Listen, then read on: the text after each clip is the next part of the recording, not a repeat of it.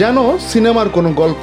মৃত্যু থেকে দূরত্ব মাত্র কয়েক ঘন্টা, কিন্তু শেষ মুহূর্তে চলছে বাঁচানোর আপ্রাণ চেষ্টা। এই গল্পটা ভারতীয় নার্স নিমিষা প্রিয়ার। ব্যবসায়িক পার্টনারকে হত্যার দায়ে 16 জুলাই মৃত্যুদণ্ড কার্যকর হবে তার। তবে হাতে আছে এখনো সুযোগ। 8.5 কোটি রুপি জোগাড় করতে পারলে বেঁচে যাবেন প্রাণে। আর তাকে বাঁচানোর সেই চেষ্টাটাই করছে একটি সংগঠন। প্রিয়া ভারতের কেরালার কোলেনগোদের বাসিন্দা। 2008 সালে ইয়েমেনে যান তিনি। সেখানে নার্স হিসেবে বিভিন্ন হাসপাতালে কাজ করার পর খোলেন নিজস্ব ক্লিনিক। ইয়েমেনি নাগরিক তালাল আব্দো মেহেদির সঙ্গে শুরু করেন যৌথ ব্যবসা। তবে ব্যবসা নিয়ে দ্বন্দ্ব দেখা দিলে মেহেদিকে ঘুমের ওষুধ খাইয়ে হত্যা করেন প্রিয়া। পরে ইয়েমেন থেকে পালানোর সময় গ্রেপ্তার হন তিনি। 2018 সালে প্রিয়াকে হত্যা মামলায় অভিযুক্ত করা হয়।